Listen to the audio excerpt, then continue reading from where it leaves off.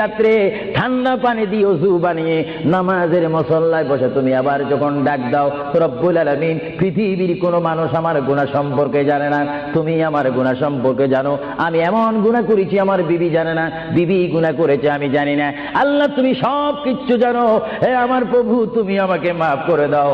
আমার আল্লাহ বলে, তারপরও যদি তোমাদেরকে আমি মাফ না করি, তারপরও বান্দা তোমরা আমার রহমতের দরজা থেকে ফিরে যাইও না।